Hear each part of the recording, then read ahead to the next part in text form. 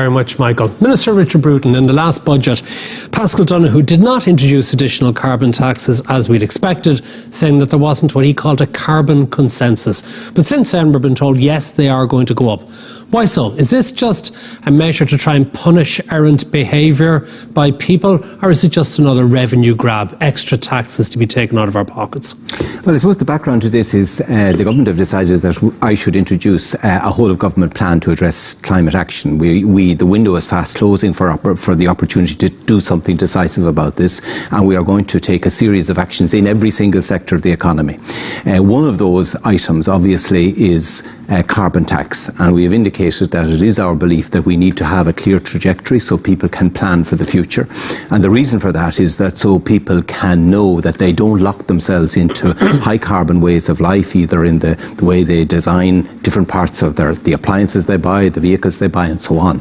So this is to give a clear signal, and I think it is one issue which will push people in the direction of being more carbon conscious. So it's a punishment for our behaviour, is it? So on top of the fact that we already pay PAYE, Universal Social Charge, PRSI, we pay VAT in our purchases, we now have carbon taxes as well to complete the misery. Yeah, I think the Taoiseach has made it very clear that this is not a revenue raising measure. This is about changing behaviour. So he has indicated that the money we raise in carbon tax will be given back to taxpayers. It'll either be given as a cheque in the post or it will be given through the welfare and tax system like child benefit and so on.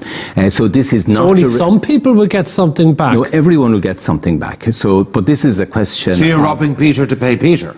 No, we're changing the incentive structure so that you know that if the price of diesel is higher, you will consider switching. If it's expensive to run an appliance, you will look to buy more energy efficient appliances. If you're considering buying an electric vehicle, you will look at the cost of running the vehicle. But hold on a second. I mean, so this is to make those decisions easier for you. Once you get into the detail of this, we have a €10 a tonne carbon tax at the moment. 20. And the plan is to raise it to 100 by 2030. Is that right? No, there has been no decision as to what the exact trajectory is. That the Advisory Council, the Climate Advisory Council chaired by John Fitzgerald, has recommended it should be €80 a tonne by 2030.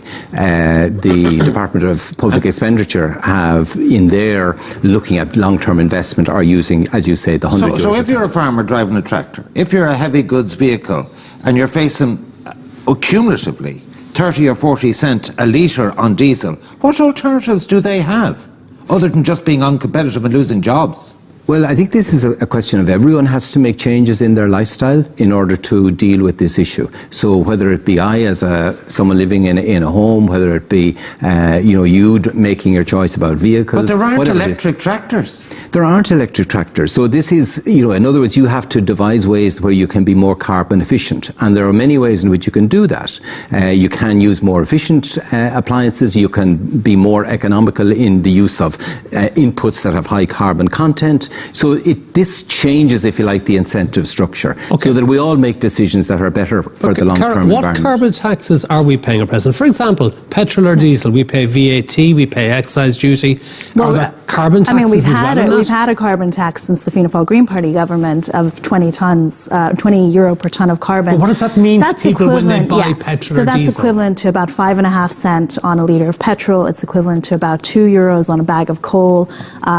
The last budget, we were going to add another €10 to that, so that would have been a 3 cent increase on the price of petrol. So is it on our electricity bills and our gas bills? It's in our heating and our transport costs largely. And agriculture can be exempt from these and has been exempt from many carbon taxes around the world. So we're already been stuck with these taxes, but now they could be 4 or 5 times higher in the future. What we know is that the 10% of the world's wealthiest population produce 50% of greenhouse gases. So a carbon tax is essentially the ultimate Robin Hood tax, because you can take money from the wealthy who are using a lot of carbon and give it to poorer people who generally use less carbon. So it's a much better way. How does that work? Are you suggesting money that we raise in Ireland would be given to other parts of the world? No, I'm talking about in Ireland in terms of population. How much damage are we really doing in Ireland as overall global sphere? Well, we have some of the highest greenhouse greenhouse gas emissions per capita in Europe. So our greenhouse gas emissions. But what does that mean 60%. then overall as a proportion of all the greenhouse gas emissions in the world? Look, as a country, because we have a lower population, obviously we have less people, we have less carbon, but still on a per capita basis, we are very high intensive carbon users. And I understand that, but I'd like to know how much of the global emissions are we responsible for? It's small, it's relatively small, so it's under 10%, and obviously well under 10%, but Is I it think under we probably know 1%? the number of that. Do you? It's 3% or well, something. very it's much less than that. Yeah, it's very Okay, small. Timmy Dooley, you're pulling all the government strings these days. I mean,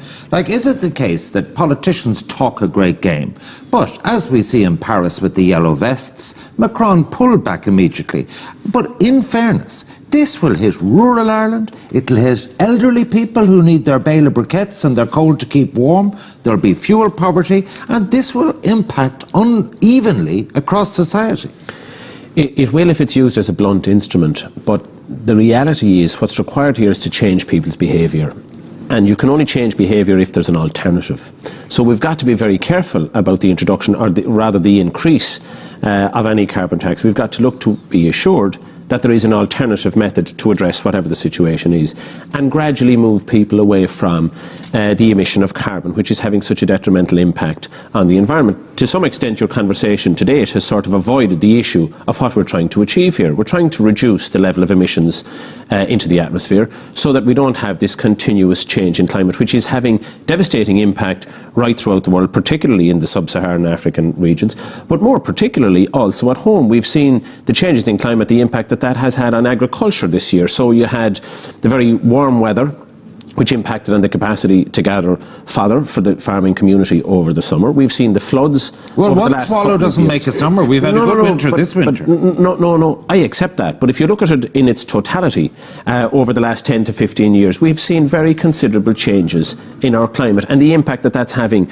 right throughout Ireland, both in rural and urban areas. Timmy, who are the guilty parties in Ireland? Is it the actual householder, or is it agriculture, or is it industry? Could it be that the usual thing in Ireland, instead of actually levying the taxes on those who are most responsible, we'll go for the soft target of the ordinary Joe Soap? That's the whole point of having a debate about this, to ensure that we look to be in a position that where you have a carrot and stick approach, so that once you have an alternative and you can encourage people to move towards the alternative, you put the incentives in place. Take, for example, the necessity to insulate our homes. Phenomenal amount of heat is lost, a lot of energy is wasted because many of our homes are not insulated to the extent that they should be. So the government need to move initially in putting in place an incentive programme to get people to insulate their homes better. Therefore, they will reduce the amount of heat, reduce the amount of carbon emissions, and therefore not have to pay taxes on the other hand. So you've got to do the two together rather than just putting the blunt instrument of increasing taxation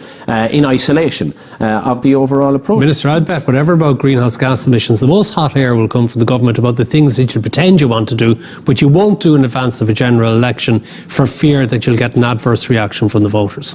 I don't think that's the case. I mean, I think we will have to look right through the whole gamut of policies, and obviously a tax proposal is at the high end of unpopularity, if you like. You know, things like giving grants towards improving your insulation, those are popular things, they are in place. We give grants towards electrical vehicles, they're popular. We will roll out an electrical vehicle charging network. Have they?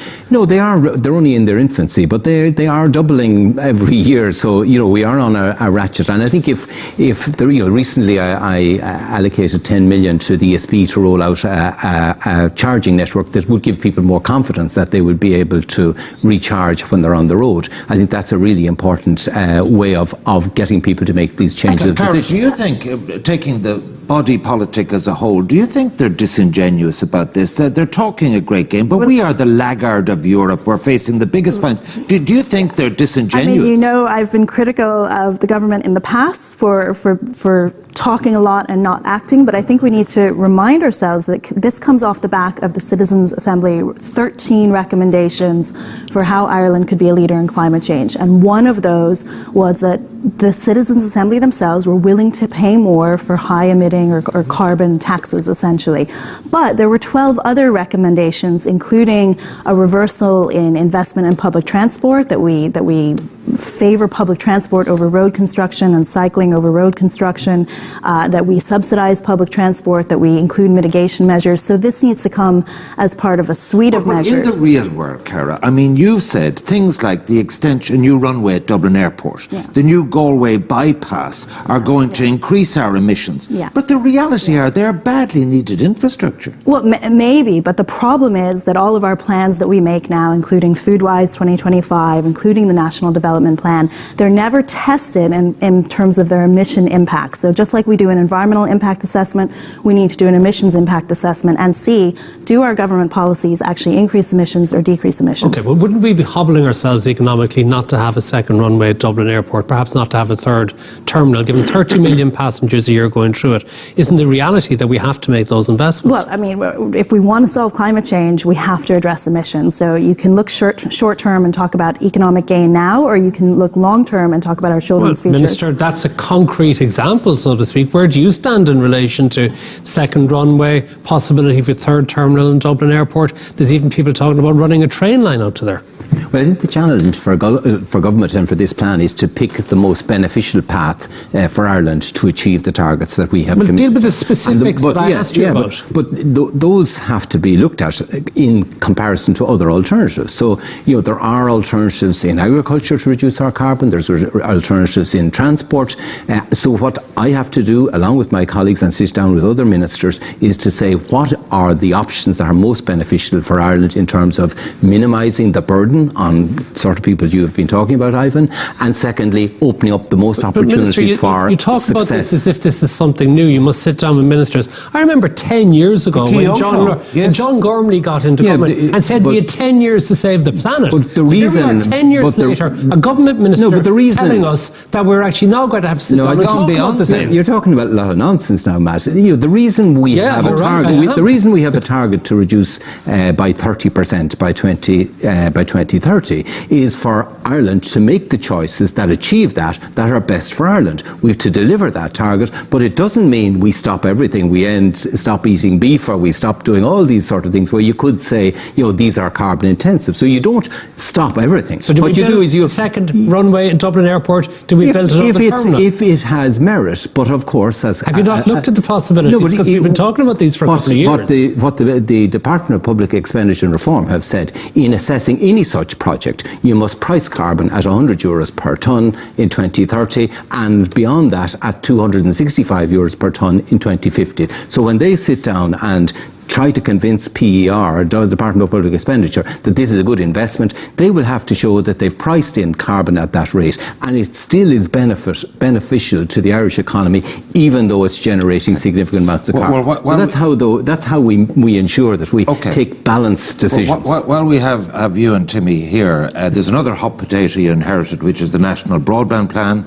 In gestation since 2012. Let me start with you, Timmy Dooley. If we go back to the beginning of this, KPMG advised the department, if you're dealing with the 27% of the country that doesn't have it, you need to get the benefit of the synergies of the big operators in place, the scale they have, so that you can get the benefit of the rest of the country. We've ended up with a new player, GMC, Grannan McCourt Capital, that are not one of the big players. They're not Air, they're not Zero, they're not Vodafone, they're not Sky, they're not Virgin. Does this make sense? Because it flies in the face of the original plan. And could we end up with a new crew on the scene that won't deliver it, and the taxpayer will be left with the liabilities if there's a low pickup or whatever? We could be facing a blank cheque. Yeah, I think there's a lot of what you say. The consultative dialogue process that the government entered into to try and find a suitable contractor, in my view, has been an unmitigated disaster. It has been a failure because, as you rightly identified, KPMG from the very start said there was a capacity to get value for money based on existing infrastructure that both the ESB and AIR already had.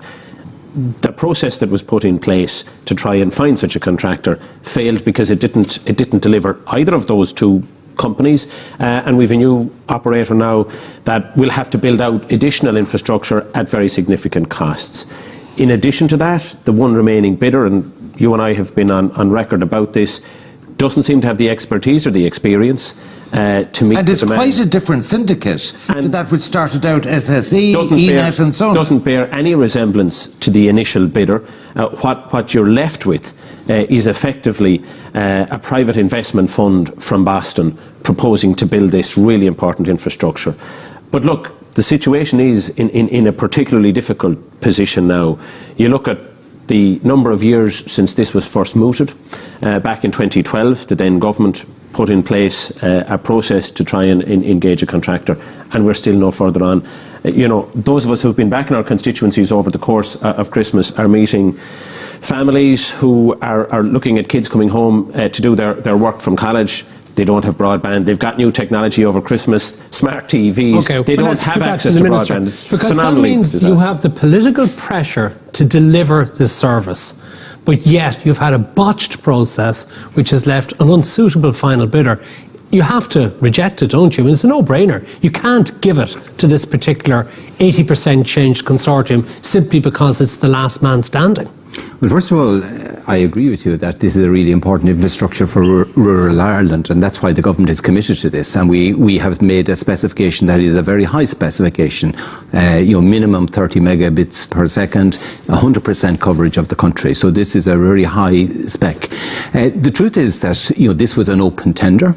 Everyone was subjected to the same tests of competence, ability to deliver, dropped out one by one. And others have dropped out. But what does that say about the last group standing, which has changed so much and which doesn't have the experience and doesn't have the infrastructure? First of all of these issues will be vetted by government, and I'm not trying to announce a decision here, but I can assure you that this group has been subjected to all of the tests in terms of their ability, their qualifications, all of the contractors that they propose, no track record, all of the contractors they're proposing, all of the contractors they are proposing to use are the very same contractors that would have been used by ESB if they were successful, if they were successful. So it is the same companies will be putting up the poles, rolling out the fibre, putting in the networks. They will be using the technology that is specified by one of the most leading companies delivering fibre. So the quality of what will be done, the experience of the contractors doing it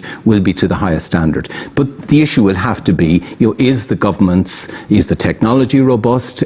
Are the risks properly evaluated? Will you make a decision on this in January? Well, I will be going to government within weeks. Because in December you said you would make a decision in January. Well, I'm not going to pin myself to a particular date, but we intend to make a decision within weeks. And what interaction have you had with David McCourt, given that his dinners with your predecessor brought Dennis Naughton down? Have you had any interaction with him? No, I haven't. But this process is now, he has made his the final submission was made in September, and now we're going through a lot of very due diligence. And you are demanding that I make sure that anyone that gets the contract is competent, and then you also want me to say I want it within days. What I'm saying is it makes no sense when you have effectively 3/4 of the country with a fibre network, air and so on, that you're going to tack on a system that has none of the synergies, none of the benefits of economies of scale that KPMG said should be the whole driving force for the optimal model. That's what they said in the working group. We will be using the MANS network. That's 98 different locations. We will be using the Aircom network, so we'll be using their poles and connections and so on. So we are maximising the available use of existing resources. And you're going to have to write a blank cheque. If they don't get the sign up, you're going to have to commit the taxpayer to €3 billion. There will be no question of paying any blank cheque. I mean, what has happened in this project, because of the way this was done, with only a single bidder towards the end, the way this contract has been put together is that every single element has been teased out. So there will be no question of a blank cheque. The issue confident about that, Minister, when we saw what's happened with the National Children's Hospital, when we were given a price, then the price went up, and recently we discovered the price is double. Well, I think when we make a decision, you'll see that the state has taken through the due diligence process to make sure that there isn't such. We were told that about the National Children's Hospital. Well, this is different, because I suppose what's different here is that we are now at the end of a very detailed design. But process. You're left with one bidder. Yes, but we're at the end of a very. And you're a hostage. We're at the end of a very detailed design process where every element of the package, the pricing of of fibre, the pricing of the labour, the pricing of the various contracts, the cost of rental. Will you come back to us when you make the announcement? Every element of that will be in place. When I make the announcement, obviously I will be open to questions from all media. I'm sure there'll be interest. We'd like you to come out here. Okay, well, our thanks to our first panel and to the Minister and Cara. After the break, we'll be hearing Independent TD Michael Fitzmaurice's reaction to the carbon tax debate and so on. And Fine Gael's claim that Fianna Fáil made irrational spending calls, totalling more than 3.5 billion wish list last year in the budget negotiations. What does this latest spat mean for the possibility of an election this year?